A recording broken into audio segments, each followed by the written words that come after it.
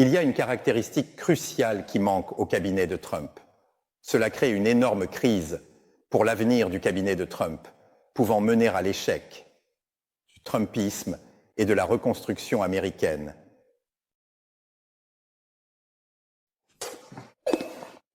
Quelle est cette caractéristique? Le cabinet de Trump manque d'un poste ou d'un rôle le plus important, celui de prêtre,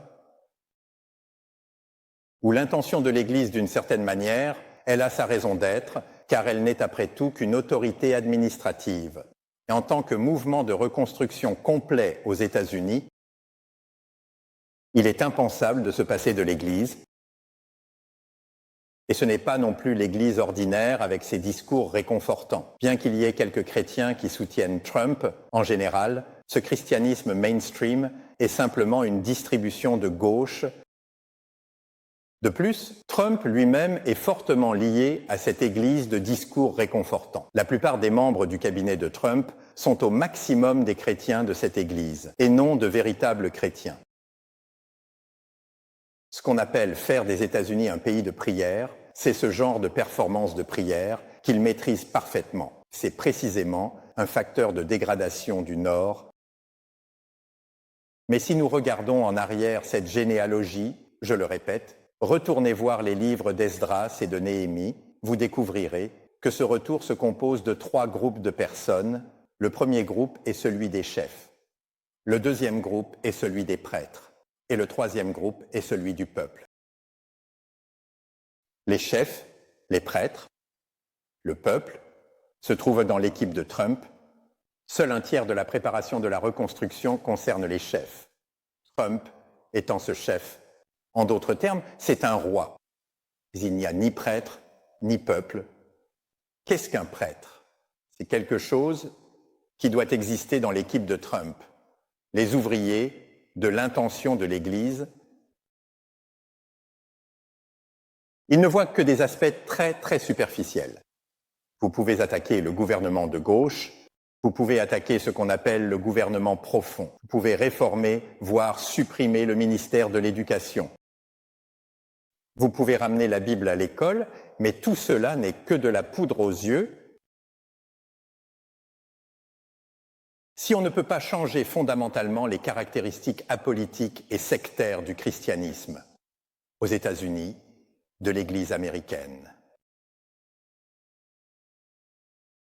il est impossible de devenir la base de la reconstruction de Trump.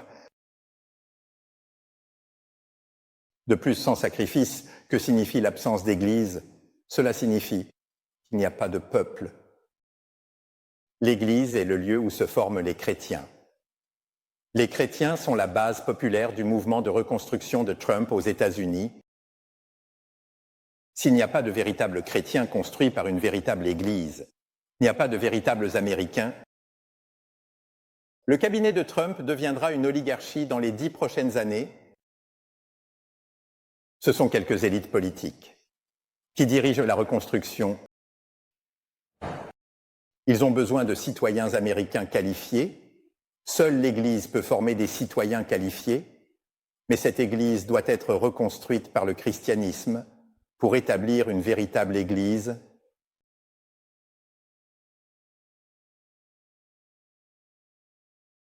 De plus, ce mouvement de reconstruction est impatient, le temps presse.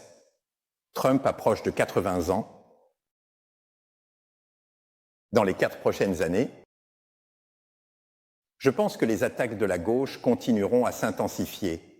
Ce qui est plus terrifiant, c'est que les nations sataniques à l'échelle mondiale, sous l'influence des faux prophètes, s'uniront davantage pour éliminer cette reconstruction et ouvrir la carte du monde. Nous le verrons.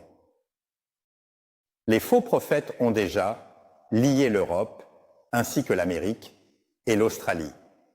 Ce que je dis sur les faux prophètes ne se limite pas seulement à cela. Ce que j'ai dit faux est en réalité plus simple. Christianisme mainstream. Chou a déjà réussi à corrompre la carte de l'Église orthodoxe. les peuples slaves, et ensuite, le grand dont parle l'oncle Qui, le grand faux prophète et chou, se trouve maintenant en Amérique du Sud. Quel est cet endroit? C'est la carte du catholicisme. Ainsi, nous pouvons dire que le monde de l'Église orthodoxe, du christianisme et du catholicisme est complètement tombé.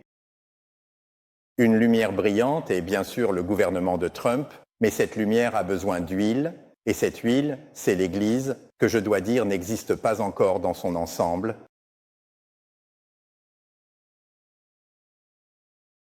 Au début, nous avons parlé de la structure duale de cette généalogie, roi et prêtre, sacrifice et vie humaine, et aussi le temple et la ville sainte. Sans temple, il n'y a pas de ville sainte, sans sacrifice, il n'y a pas de vie humaine. Sans le temple et les sacrifices de Trump, le mouvement de reconstruction n'est qu'un château en Espagne, une illusion. Il faut que quelqu'un avertisse Trump immédiatement. J'ai un rêve. Nous sommes en 2025. Prions Dieu. Pour qu'une église CSMP se lève en Amérique,